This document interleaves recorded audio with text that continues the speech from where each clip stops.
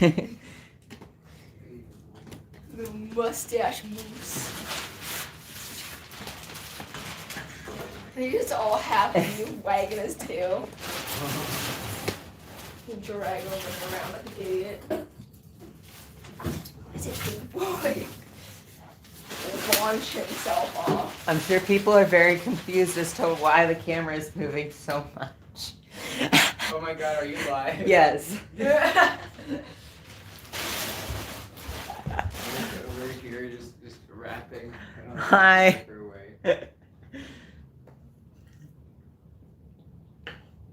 Merry Chrysler. Merry Crisis! Hello. What are you guys doing here? You're supposed to be sleeping in and doing self-care. I guess this could be self-care. True. Okay. Internet therapy. Yes. Disclaimer, we're not actual therapists. That's on the same level as retail therapy, not actual therapy. Hello. There is a tree. Okay. Let's see. Can I get this tilted forward? I don't think I can, but maybe. Oh. Nope. I'm gonna have to. Hold on, guys. We're not doing things like a cricket in the background.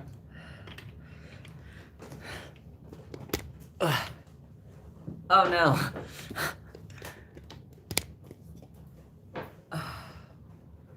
You slept it? Okay. Well, it's only like 1, maybe 2. I don't really know what time it is for us.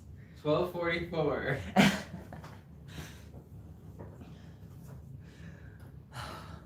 Got up at noon, opened some stuff. Figured you guys want to hear like a story out of this. It's 2:44. Cool.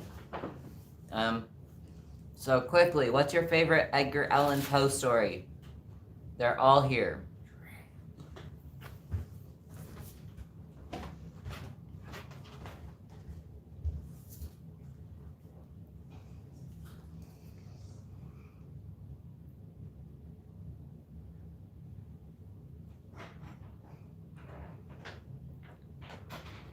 The Raven, The Telltale Heart. Ooh, Telltale Heart is a good one. It's the only 2 that got listed. I'm gonna go together after. Okay. Cask of Amontillado. Okay, we did the Black Cat on our art channel. Check our art channel out. It's Kitso Arts. But that's not appropriate. That particular one is not appropriate for this channel. But we did it on our other channel. So we got. Okay.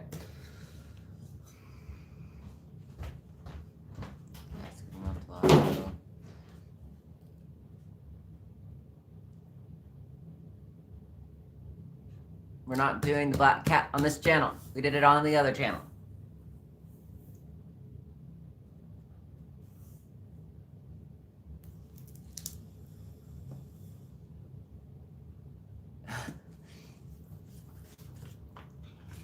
Okay, let's see.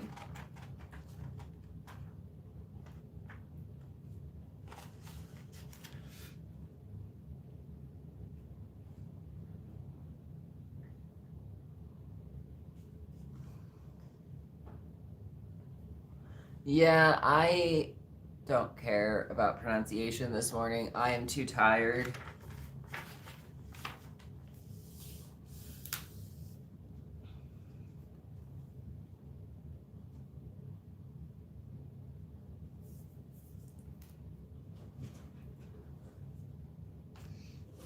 But thank you.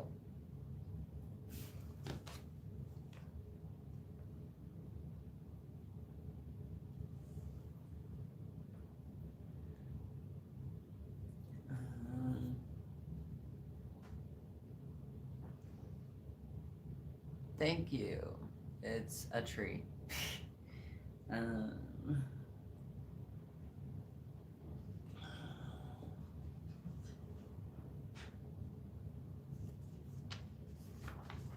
Hello.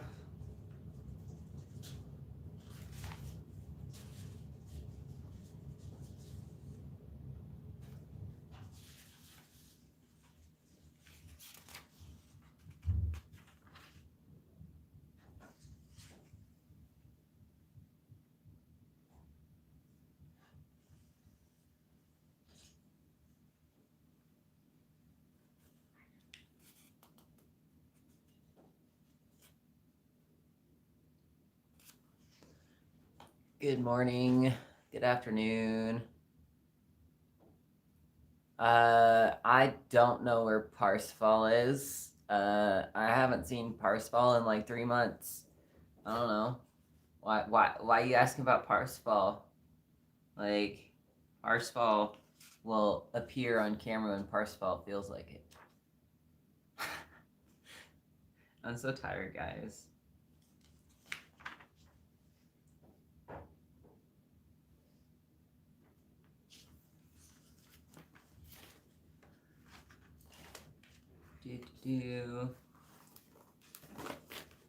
All right. Don't mind me. Greetings. Hello. Don't mind me mispronouncing words. I slept for like, I don't know, 10 hours or something. I'm not going back to sleep. I just had a concussion, and this is day 3, so I'm going to be tired until I get some ibuprofen in me, and I don't need to sleep more. I'm fine. But don't mind my mispronunciations.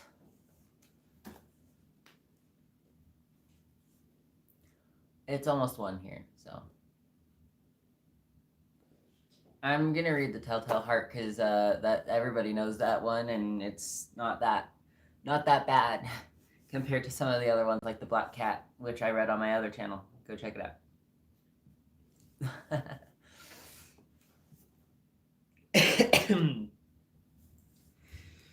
True. You talked right as I was starting to read.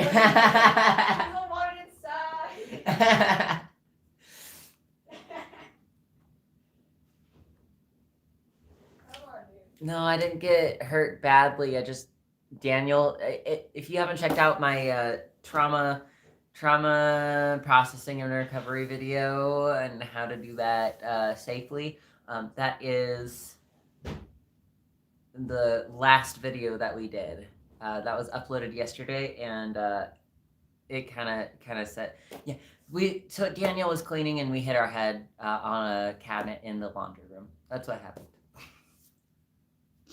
True, nervous. Very, very dreadfully nervous I had been and am. But why will you say that I am mad? The disease had sharpened my senses, not destroyed, not dulled them. Above all was a sense of hearing acute. I heard all things in heaven and in the earth. I heard many things in hell. How, then, am I mad?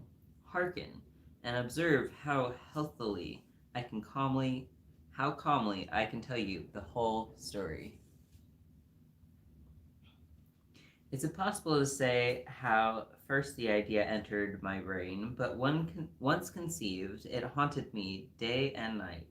Object there was none. Passion there was none. I loved the old man. He had never wronged me. He had never given me insult. For his gold I had no desire. I think it was his eye. Yes, it was this. One of his eyes resembled that of a vulture, a pale blue eye with a film over it. Whenever it fell upon me, my blood ran cold, and so, by degrees, very gradually, I made up my mind to take the life of the old man, and thus rid myself of the eye forever. Now this is the point you fancy me mad. Madmen know nothing, but you should have seen me. You should have seen how wisely I proceeded, with what caution, with what foresight, with what dismutilation I went to work. I was never kinder to the old man than during the whole week before I killed him.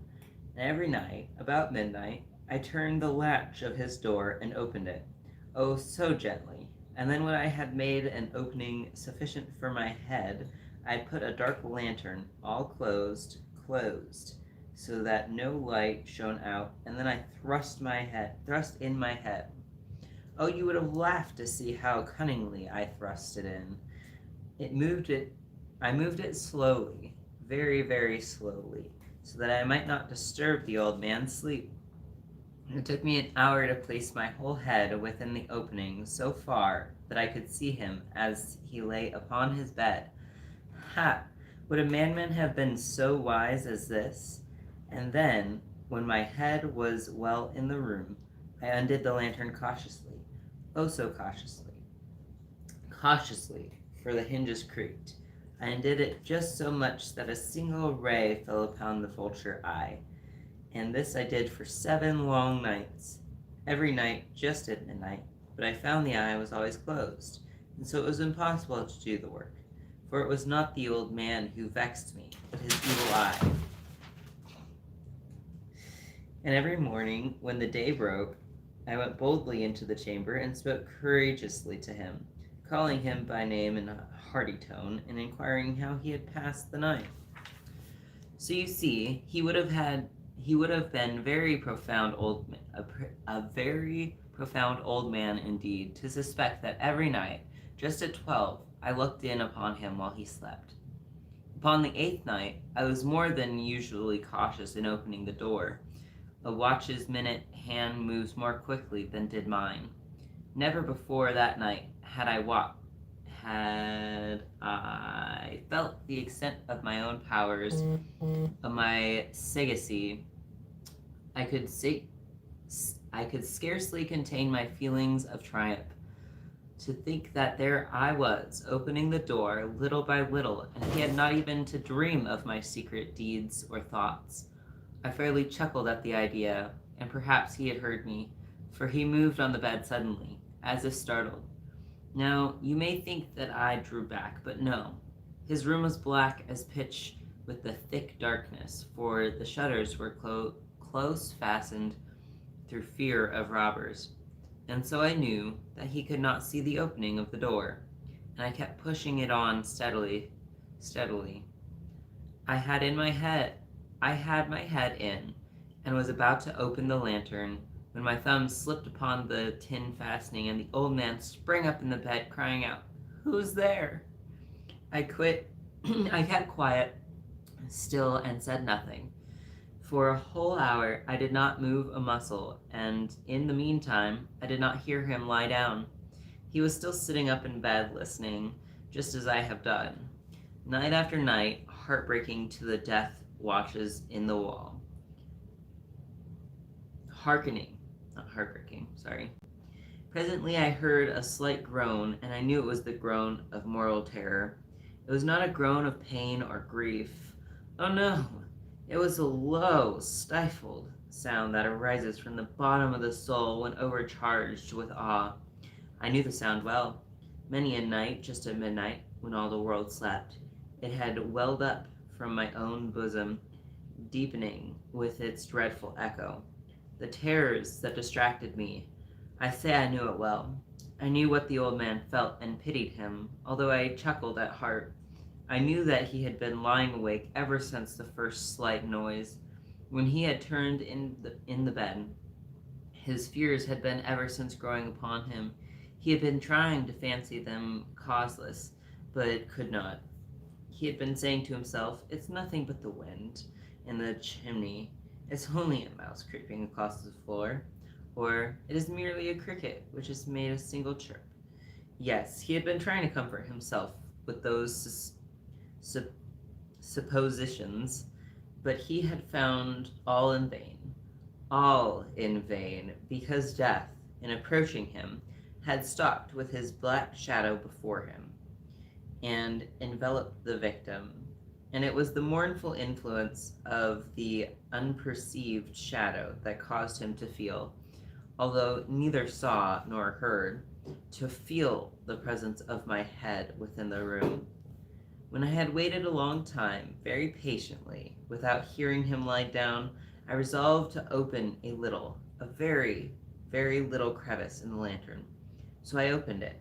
You cannot imagine how stealthily, until at length a single dim ray, like the thread of the spider, shot from out of the crevice and full upon the vulture eye. It was open, wide open, and I grew furious as I gazed upon it.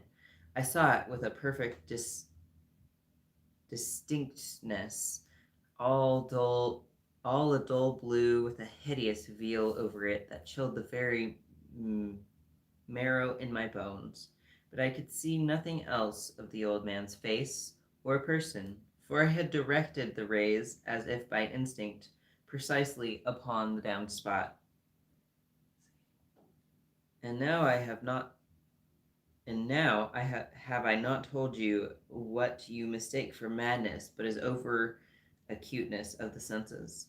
Now I say, there came to my ears a low, dull, quick sound, such as a watch makes when enveloped in cotton. I knew that sound well too. It was the beating of the old man's heart. It increased my fury, as the beating of a drum stimulates a soldier into courage. But even yet I refrained and kept still. I scarcely breathed. I held the lantern motionless. I tried how steadily I could maintain the ray upon the eye. Meantime, the hellish tattoo of the heart. The hellish tattoo. Okay. Hellish tattoo of the heart increased. It grew quicker and quicker, and louder, every instant. The old man's terror must have been extreme. It grew louder, I say, louder every instant. The old man's terror must have been extreme. Do you mark me well? Have I told you that I am nervous? So am I. So I am. And how the dead hour of the night, amid the dreadful silence of that old house, so strange a noise as this excited me to uncontrollable terror. Yet for some minutes longer I refrained and stood still. But the beating grew louder. I thought the heart must burst. And now a new anxiety seized me. The sound would be heard by a neighbor. The old man's hour had come. With a loud yell I threw open the lantern and leaped into the room. He shrieked once, only once. In an instant I dragged him to the floor and pulled the heavy bed over him, and then smiled gaily to find the deed so far done. But for many minutes I heard the heart beat on with a muffled sound. This, however, did not vex me. It would not be heard through the wall. At length it ceased. The old man was dead. I removed the bed and examined the corpse. Yes, he was stone dead. I placed my hand upon the heart and held it there many minutes. There was no pulsation. He was stone dead. His eye would trouble me no more. If you still think me mad, you will think so no longer when I describe the wise precautions I took for the concealment of the body. The night waned, and I worked hastily, but in silence. First of all, I dismembered the corpse. I cut off the head and the arms and the legs. I then took up 3 planks from the flooring of the chamber and deposited all between the scantlings.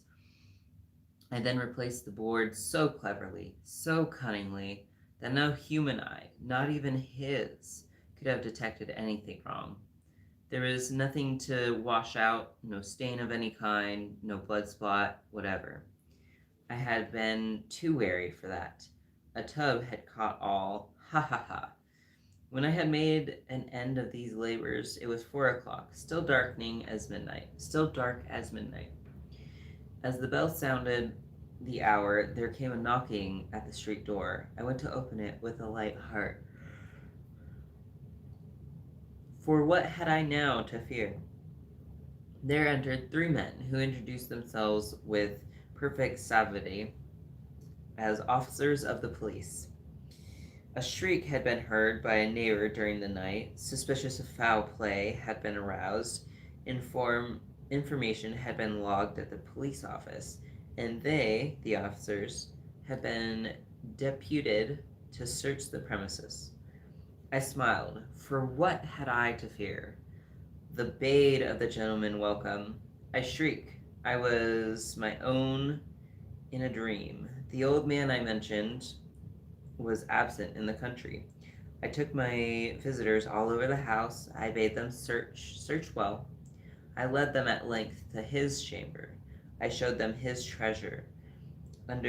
Undisturbed, in the enthusiasm of my confidence, I brought chairs into the room and desired them here for rest from their fatigues, while I myself, in wild audacity of my perfect triumph, placed my own seat upon the very spot beneath which reposed the corpse of the victim. The officers were satisfied. My manner. Shizzle. Cats, man. Slapping him. My manner had convinced them. I was singularly at ease. They sat, and while I answered cheerily, they chatted familiar things. But ere long, I felt myself getting pale and wished them gone. My head ached, and I fancied a ringing in my ears. But they still sat. And chatted. The ringing became more distinct. It continued and became more distinct. I talked more freely to get rid of the feeling, but it continued and gained definitiveness until at length I found that the noise was not within my ears. No doubt I grew very pale, but I talked more fluently and with a heightened voice, yet the sound increased. What could I do? It was a low, dull, quick sound, much such a sound as a watch makes when enveloped in cotton. I gasped for breath, and yet the officers heard it not. I talked more quickly, more vehemently, but the noise steadily increased. I arose and argued about trifles in a high key and with violence gesticulations, but the noise steadily increased. Why would they not be gone? I paced the floor to and fro with heavy strides, as if excited to fury by the observation of the men, but the noise steadily increased. Oh God, what could I do? I foamed, I raved, I swore. I swung the chair upon which I had been sitting and grated it upon the boards, but the noise arose over all and continually increased. It grew louder, louder, and still the men chatted pleasantly and smiled. Was it possible they heard not? Almighty God, no. They heard. They suspected. They knew. They were making a mockery of my horror. This I thought, and this I think. But anything was better than this agony. Anything was more tolerable than this derision. I could bear those hypocritical smiles no longer. I felt that I must scream or die, and now, again, hark, louder. Villains, I shrieked, dissemble no more. I admit the deed. Tear up the planks. Here, it is the beating of his hideous heart. Boom. That was fun.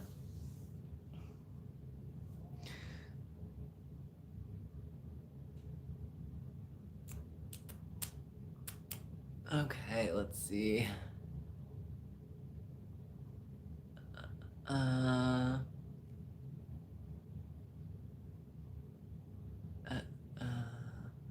Just reading comments, guys.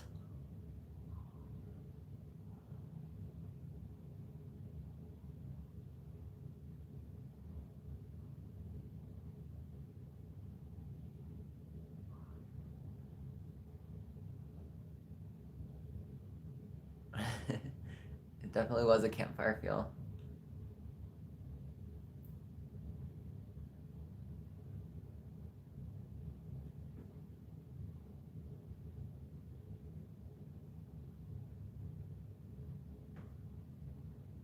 Craving cinnamon rolls as I'm reading. It's great.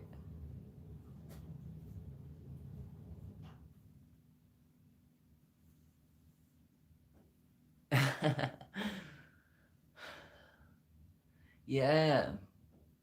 I figured to get your mind off the morbidity of this particular day, whether it's past for you or not, I would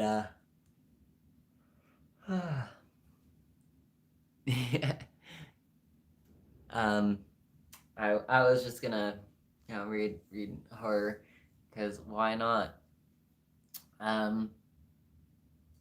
But yeah, so I think I'm gonna go take a shower now and chill out and have late lunch and eat the turkey from yesterday.